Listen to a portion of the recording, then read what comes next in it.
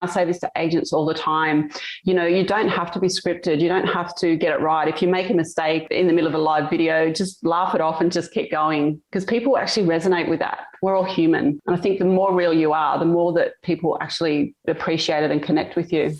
You're listening to Elevate, the official podcast of Elite Agent for real estate industry sales professionals, property managers and leaders. With thanks to our partner Connect Now, Elevate brings you the best tools, thinking and strategies to elevate your results. To get access to all of Elite Agent's premium resources, including a detailed episode guide for this podcast, visit joineliteagent.com.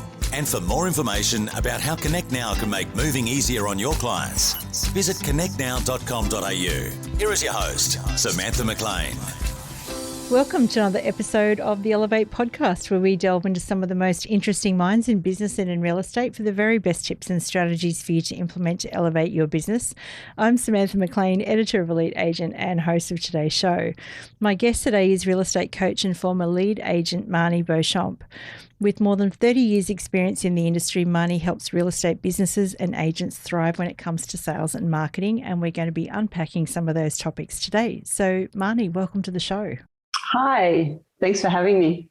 Before we get started, I just wanted to, some people might be quite familiar with you. I mean, you've been in the magazine a couple of times and things like that, but you've also featured on our podcast before with Leanne Pilkington. And it, we had a lot of amazing feedback about that podcast because I think you were very raw and real about some of the challenges you'd faced and how you'd rebuilt your business from scratch. And we'll pop a link to that podcast in the show notes for everyone to have a bit of a listen. But I'm just wondering from your point of view, what was it like to share that experience with Leanne? It was a little bit overwhelming because it's one of those things that I haven't really spoken about much, and it's mostly family and close friends and business colleagues at the time and anybody that was involved that really knew much about it. I'm not sort of someone that goes and just talks about those hardships. For me, it's just getting on with it and changing things the way, so I'll get back onto the path that I want to be on. But it was actually quite, I don't think liberating is a word, but it was actually really good for me to talk about it. And as you said, it was emotional, especially the part about, losing my dad in the midst of everything I was going through. But it was also really nice to get it out there. And like you said, I've had some incredible feedback from people. And it's almost like people sort of, look at you a little bit differently when they realize that you haven't always had it easy. It's been a really hard road for me to get to where I am. And I've done most of it on my own. I've been the sole director of my businesses the whole time. I've never had a business partner. I've built them from scratch. And it's been hard work. And I've also been a single mum with, sole custody of my two girls during that time. So it was nice to, finally just speak my truth in a way and get it all out on the table. It took a lot of courage, obviously, for you for you to be so raw and so real. And I think a lot of us, as women, not just in this industry, but in general, we do get on with the job, without people, realizing what's going on. And I had a bit of a rant about it on Facebook the other day. Yes, but what what sort of response did you get? Were people talking to you saying, "Oh, thank goodness you were so real"? Yeah, people actually really resonated, and obviously I didn't actually anticipate that I would cry during it, but I still cry all the time about, especially things with my dad and stuff. So most people were really just so lovely. And a few of the clients that I spoke to and picked up after that are going through some hardships themselves. And, one in particular, she's a single mum going through a court case, more around, her divorce. But, it's been a really tough time. And for her, it actually gave her hope, and it made her realize that there's light at the end of the tunnel. And that's probably the biggest thing for me that I'm finding from people is that, as I said, there's always a perception there when people don't really know you that well that there's always that thing, isn't there, where people say to you, you've been lucky. To me, there is no such thing as luck. it's just hard work. So yeah, that's probably the biggest feedback I would say I've had. You've become a regular contributor to Elite Agent. In fact, there's a very big picture of you in the current issue of Elite Agent, the technology issue. And, is there? I haven't seen that yet. I'll have to show you when we're done here. But okay. You've actually walked the walk, and this is, I think, why I love your articles, is that they're so practical and actionable, I think. But before we move on to that, can you tell us what you're up to at the moment? So you've moved from agent to coach now. Yes. So one of the things that I loved the most, besides obviously listing and negotiating on amazing properties, was mentoring and coaching my team. So I had some outstanding agents in my team who came from nothing. I had one who came from hairdressing, others that came from, a variety of businesses, and became really high performing agents. And a lot of them actually went out and established their own businesses, which I think is amazing. I would never, hold anybody back from doing something like that. And so once I decided that it was time to make a change and sell my agencies, and I relocated as well, I just found that was probably the best space for me, because I feel like I have so much to share. I've got, nearly 30 years of experience. I started in an industry which was no females in my area, dominated mainly by older men, very old school, no mobile phones, no navmans, no internet, no emails. It was just, a picture in the window, signboard out the front, a phone on your desk, and that was it. And you just had to make things happen. So I've come from that, and I've had to evolve so many times over the years to keep up with, the changes in technology and everything else. So yeah, I've adapted so many times that, yeah, I feel like I'm kind of a little bit invincible now with whatever gets thrown out there. I'll just pick that up as well. And so I think, being a coach for me, it's like my favorite part is being on the ground and spontaneous. So rather than doing set sessions with people, it's like, okay, how's your week? What have been your challenges? What do we need to talk through? Have you got any, big presentations coming up that we can role play? Any negotiations that you're struggling with, let's talk about them.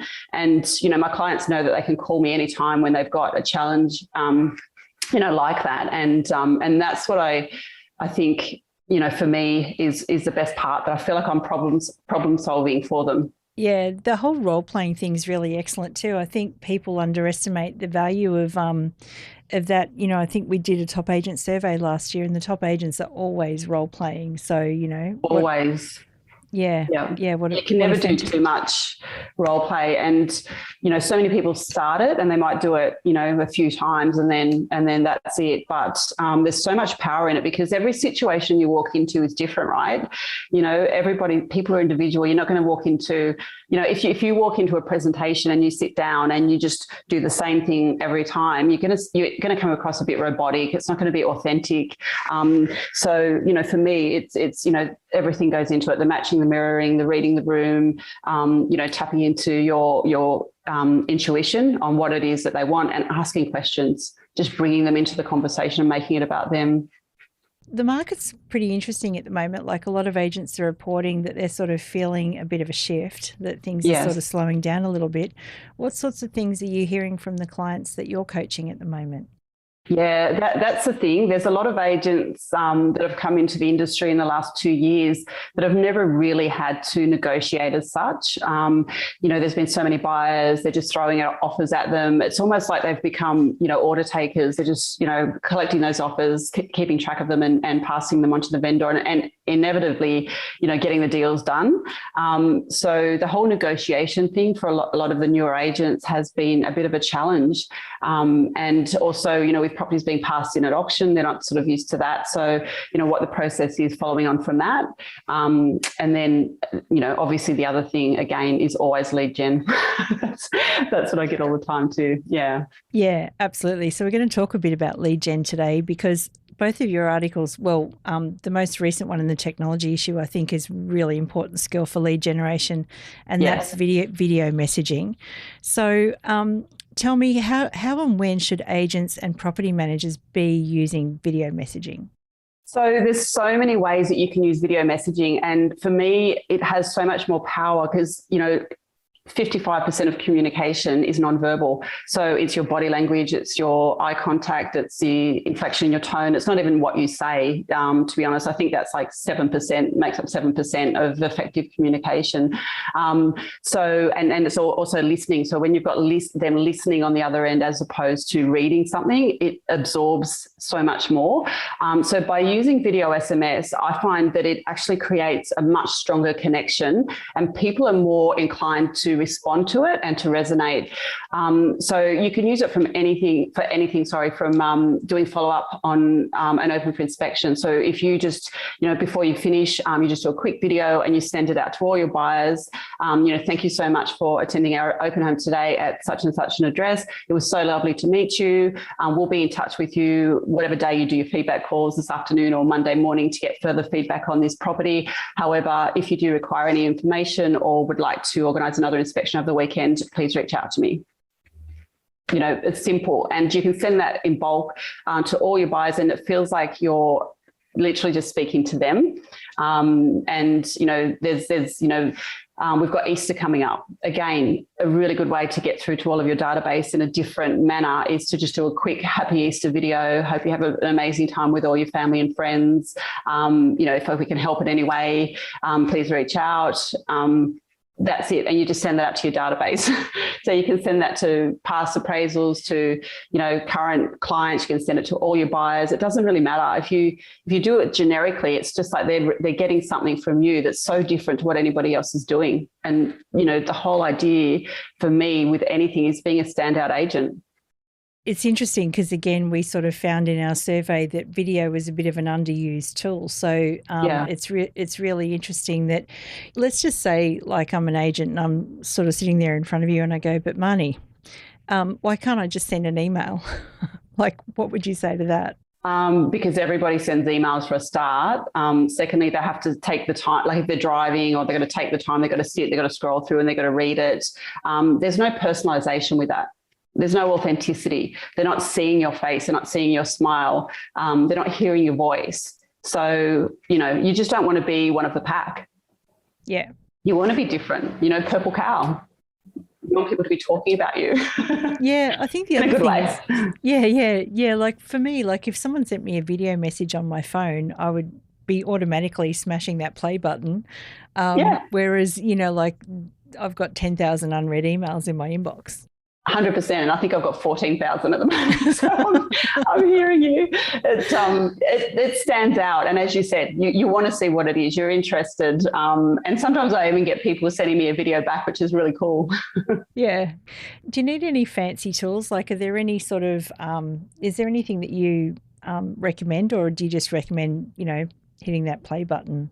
No. Use your phone. It doesn't have to be, in fact, people don't want it to be too professional. They, the professional videos, I think there was a L'Oreal test case recently where they had like it was a TV ad basically that they posted. Then they had one that was just a video, but it was still very professional and that sort of thing. And then they did another one with an apprentice standing in a broom closet, with a new makeup palette saying, can't wait to try my new Revlon, L'Oreal. I can't remember which one it was anyway. And the point was that the person standing in the broom closet got all the hits, all the likes, all the shares, all the comments and interaction because it was being real. So so you can be natural, you can be yourself. And I say this to agents all the time, you don't have to be scripted. You don't have to get it right. If you make a mistake in the middle of a live video, just laugh it off and just keep going because people actually resonate with that. We're all human. And I think the more real you are, the more that people actually appreciate it and connect with you. Yeah, I think perfection is a very hard thing to connect with. Like I think we see that on Instagram and stuff like that. It's not what we want. No, not at all. I'd like to move on to another article that you've written for us called Reinvent Your Listing Presentation, which our whole team really loved. So you've got a lot of fans here. You've earned yourself a lot of fans here. So why do you think it's so important that agents take a good hard look at their listing presentation right now, and also how often? I think a listing presentation is something that you should be working on constantly, role playing it, do it in front of your friends and family. Like just ring them and say, hey, I want to practice my new presentation. Can I pop over and, do an appraisal for you on your home? Because it is really the turning point for me in an agent's career, from, the hard slog constantly to things starting to fall into place. It doesn't matter how good you are at lead generation. You can be bringing in, 10 or 15 leads a day, doing 2 appraisals a day. If you're not converting them, it's just a constant uphill battle. So the listing presentation, I don't think it's ever been given enough importance, in my opinion. It is the be all and end all, really. If you can convert, even half of what you do and the leads that you get and the doors that you get into, life is fantastic. So for me, the listing presentation is something that, I constantly working on for myself. But I also think that the problem with most agents is they've been taught in a very traditional method where you have your booklet, and some of these booklets that I've seen are, honestly, like they're this thick. People are just not going to read through that. And especially if they're getting 3 or 4 or 5 and they're all exactly the same. I don't even bring anything out. The only thing I bring out really at that point in time is the comparables that I want to talk through with them. It's the more you can engage with them, eye contact, and, ask them questions so that you know what it is that they want. What is the most important thing to you when you're looking to choose an agent? You should start every presentation with that.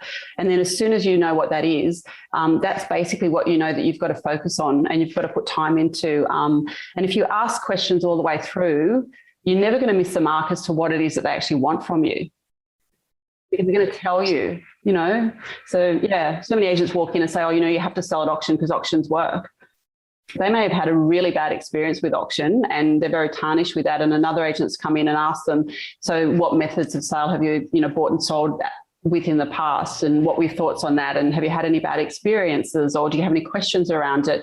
Before they tell them what their recommendation is, that agent's going to be the standout because they haven't pushed them. They haven't, if you try and force somebody into doing something you're not comfortable with, straight away they switch off and you pretty much lost them for the rest of the presentation at that point. I love that question about that you just mentioned a bit earlier about, what are you looking for in an agent? Because I think that's going to tell you almost everything you need to know. It does. It opens up so many things with them. Even if they've had a bad experience, I'll say, well, for us, it's trust. The last time we used an agent, they didn't communicate with us.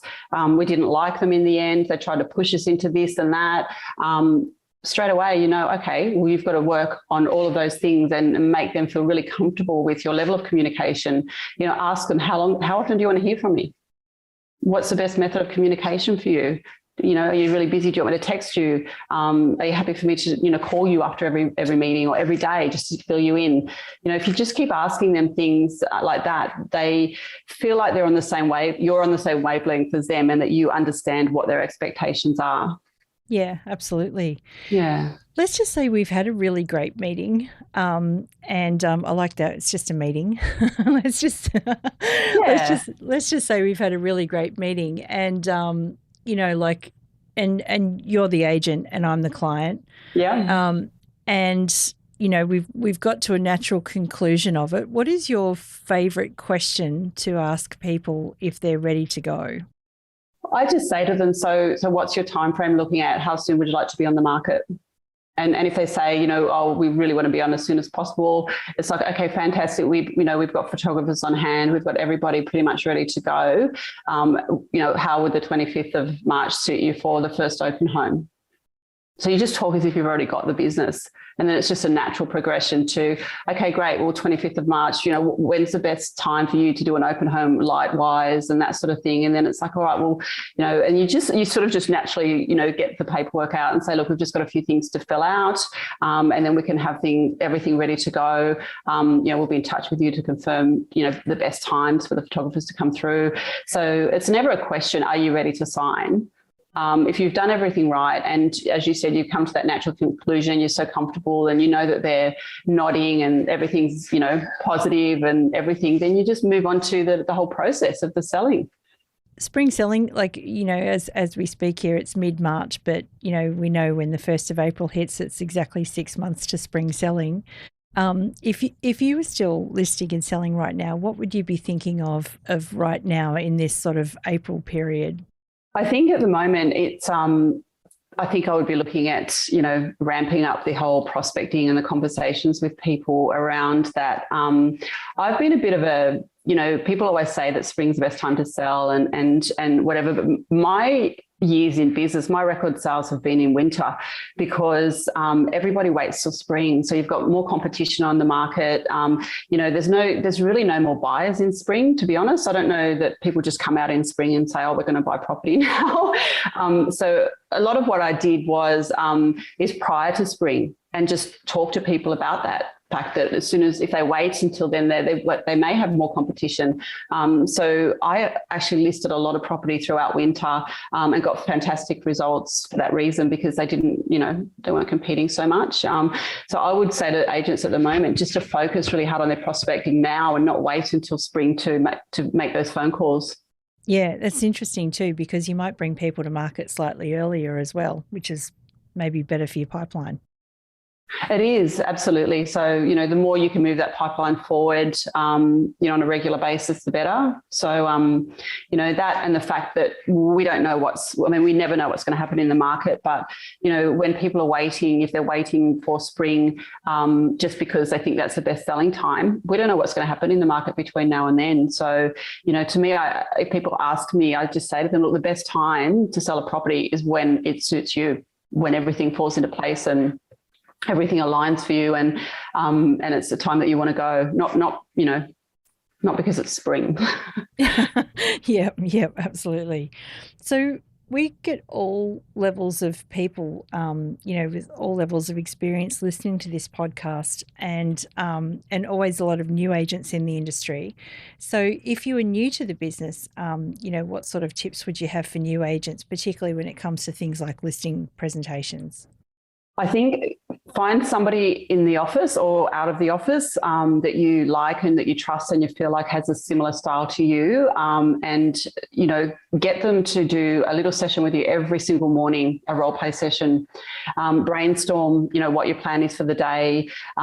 Talk to other agents in the office or elsewhere. Reach out to other agents in the industry, because most top performing agents out there are happy to help, aren't they? They're happy to, somebody rings them and asks them for a question. I mean, I know for me, if anybody ever rang me and said, and they do, can I just have a coffee with you just to pick your brain? I would be more than happy to do that, and I always am.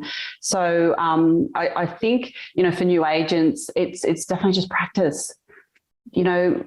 As I said before, ring your family and friends and just say to them, and ask for honest feedback.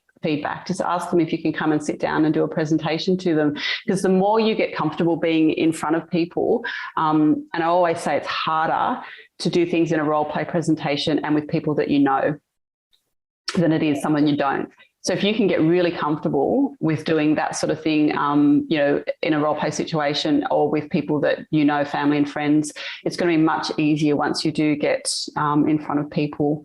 So I think newer agents, there's a big focus on lead generation, which obviously there has to be because they've got to get the leads to get into doors.